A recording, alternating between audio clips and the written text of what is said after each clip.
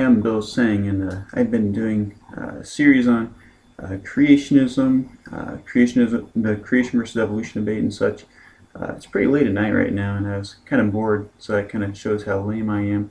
I stayed up watching a 45-minute video of Ray Comfort at the Creation Museum in front of a crowd of atheists answering questions that they had about the creation of the world, the Bible.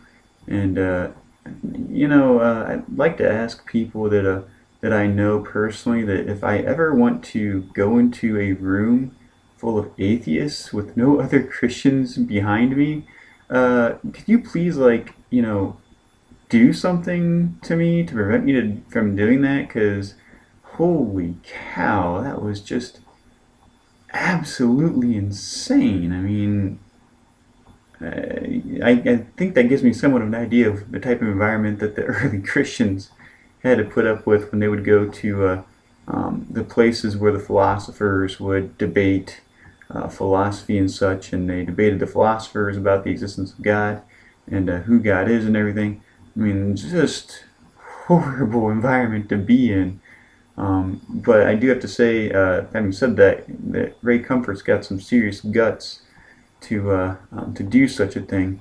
But I would highly advise him. Well, who might advise Ray Comfort? But on the same token, I wouldn't be the person to go in by myself to ask all those atheist questions and expect them to behave in an orderly manner or in a manner that allows me to give proper responses that I would like to give.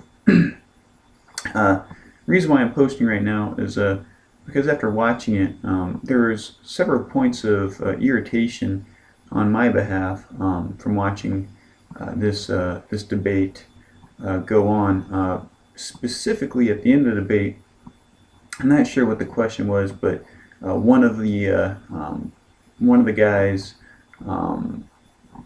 I think Ray Comfort said to give $100 to somebody who could find a contradiction in the Bible.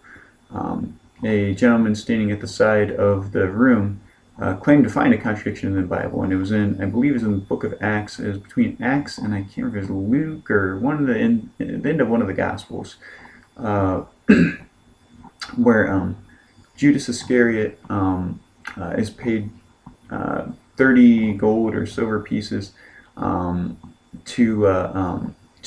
reveal to the Pharisees and the guards where Jesus is, and ultimately what it says after he received those I think it was silver pieces, that ultimately he went out and bought a field with them.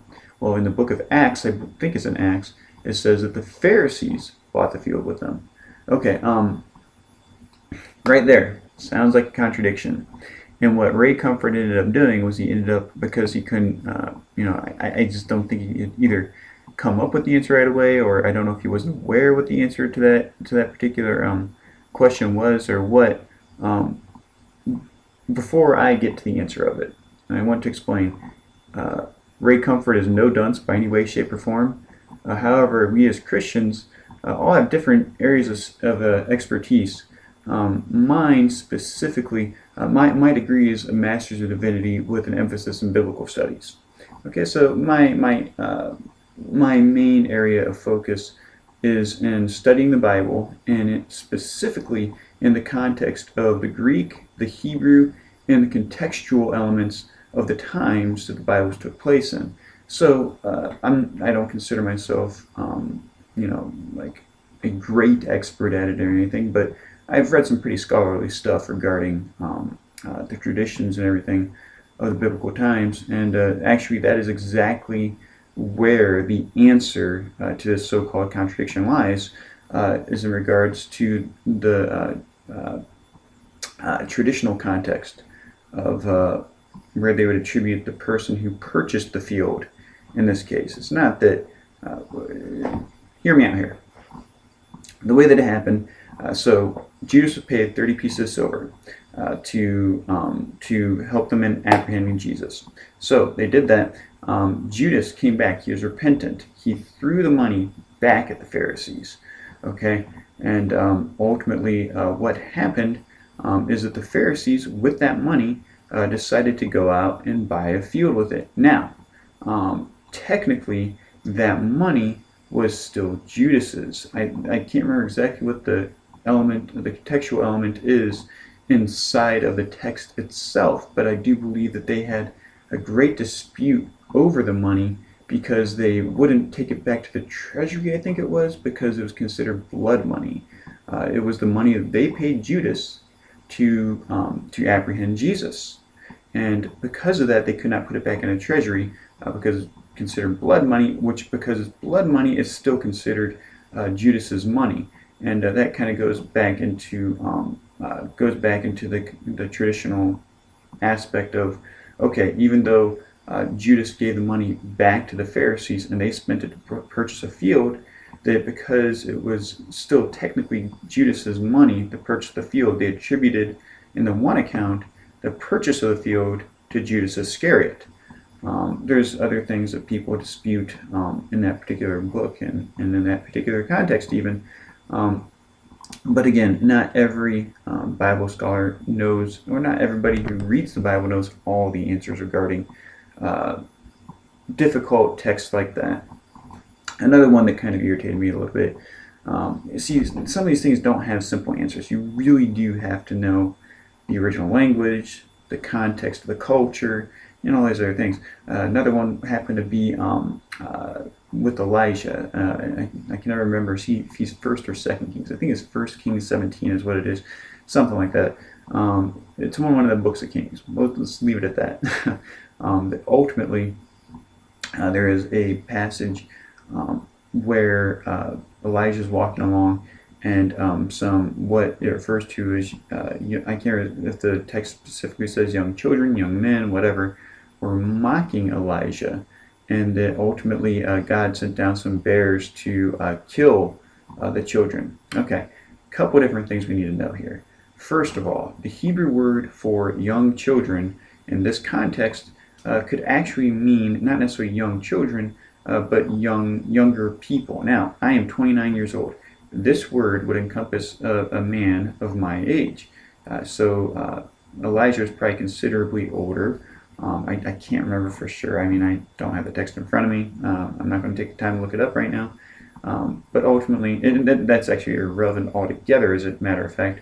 But regardless, it's probably referring more so to young men, possibly teenagers. I don't know. The bottom line of the story right here is that they were ultimately mocking a prophet of God.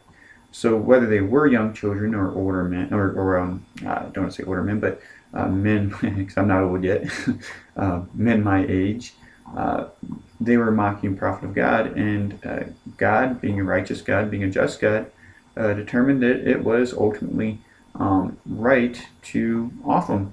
I mean, just bottom line.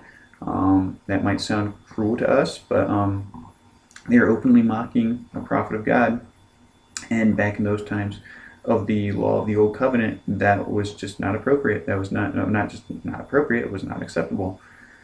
Another one that came up that really irritated me, always irritates me every single time it comes up, is they say that the Bible justifies slavery. Okay, I would love somebody to point out the scripture, the specific text in the Bible, anywhere in the Bible, any book, Old Testament, New Testament, I don't care, where God commands me to have slaves. Simple answer to that, it doesn't. It never says that I should have slaves. It never says you should have slaves. It didn't even say they should have slaves. What did it do? The Bible specifically says, well, it specifically lays out rules for people who did own slaves. God understands people. God understands cultures. I'm sorry, I sound really mean right now. I kind of sound like a jerk right now, and I apologize for that. But I'm very passionate about this, and it means it really irritates me when people don't think about their arguments, and that is really what's going on right here. Is people just aren't thinking about their arguments in this case. The passages they're referring to deal with the Old Testament law for one, where it specifically gives them rules for how to handle their slaves. And actually the way that it talks about them handling their slaves is a lot more civil than what the typical slave owner in those times and cultures would have dealt with their slaves. I mean, their slaves in other cultures were merely considered property. Well, God wanted them to treat their slaves humanely if they had slaves. And slavery back then ultimately was a little bit different too. Basically, you go to war, and I don't know the full context of the Israelites in this regard, except for I do recall when I think it was Joshua, when he was going through his conquest through the Holy Land, a certain nation heard about their conquest, knew they couldn't overtake the camp of Israel, so they came to them and they made up a story about who they were, lied to Joshua, and Joshua accepted them into their camp, and ultimately God told them that this was unacceptable, and ultimately what they did is they made this nation into slaves. And that was actually a very gracious act, because actually what God had originally commanded was to kill them. But the thing was, they made a promise with this nation, they made a covenant with the nation, and so ultimately they could not kill them all off. Instead, they were to be subjects to the Israelites, and they were actually under the Israelite protection, as a matter of fact. So it really wasn't that bad of a deal for them. It beats being killed. And that's how all the cultures were back then. I mean, Greek, Roman, whatever. Just about every single time they went to war, it was to kill people, acquire women, and to make slaves of the people as well, to their respective nations. So I think that judging the Bible for giving you an ethical code for how to handle slaves is kind of harsh, given these conditions. Another argument that is made regarding slavery is in Genesis, the curse of Ham specifically. Again, I don't have the text right in front of me right now, and it's really late at night. I don't want to rustle around to get my Bible out and everything and wake my wife up, my son up, get him screaming. We just have problems. Anyway, in the book of Genesis, the curse of Ham, where Noah, it's not even God, it's Noah, pronounces a curse on Ham, where he says something to the extent that his children would be the slaves of Japheth's children, or something to that extent. And lots of people have used this to justify slavery, especially in America, because Japheth is supposedly the father of the European nations, and Ham is supposedly the father of the African nation, and probably other ones as well. I don't know. I don't know too much about that aspect of the context, but that was a long time ago too, so yeah. Anyway, regardless, so clearly we see the whole white and black thing. Well, that's really not what was going on. Yeah, it's true that that was the curse that Noah pronounced on Japheth. Did it really come true? Honestly, I really don't know. That's the justification that some early Americans tried to use for holding slaves, was that, oh, we're of the children of Japheth, and they're the children of Ham, and therefore it's okay for us to take them as slaves because Noah said so. Or as they would have said, the Bible said so. To my understanding, it probably had more to do with the cultural context of the time, and probably surrounding nations at the time. The ironic part is that ultimately the sons of Ham, which I think would have encompassed the Egyptians, actually took the sons of Shem as slaves in Egypt. So that's kind of an interesting aspect of the text, and I think that it actually plays into the whole thing, because the biblical narrative actually does all kind of fit together like that. There's a lot of irony, lots of strange situations like that come about, and they basically come to prove a point. One of them being there that I would say that contest that slavery and oppression of slaves is not a good thing. The New Testament one that people try to use as justification to say that, oh, the Bible promotes slavery is Philemon. It's really kind of funny, because really the point of the book of Philemon is that ultimately, Philemon is the slave owner, okay, and Paul actually acquired, not purchased, but had come across a runaway slave who came from Philemon, was one of Philemon's slaves. The slave ran away when he was not a Christian, ran into Paul. Paul preached to him. I believe the slave's name was Onesimus. Onesimus converted to Christianity. He believed the word of God through Paul, and became a Christian. What Paul did then, and this is an act of humility on Onesimus's part, is he sent Onesimus back to Philemon, and he asked Philemon to receive him back and to show mercy to Philemon for running away, and to Onesimus for running away, because in a legal sense, Philemon had purchased Onesimus. And what Paul was expecting from Philemon was that Philemon would not necessarily treat him as a slave, but as a brother instead. Now, does that sound like slavery to you? To me, it sounds like the furthest thing from slavery. And you also have to consider the fact that Onesimus, he's in a foreign land, probably. That's just a guess. I don't know. Because, again, slaves lots of times were acquired. They're acquired in different ways, one of them being through they're prisoners of war. Some of them, I'm not sure, 100% sure on this, but I wouldn't be surprised if they were criminals.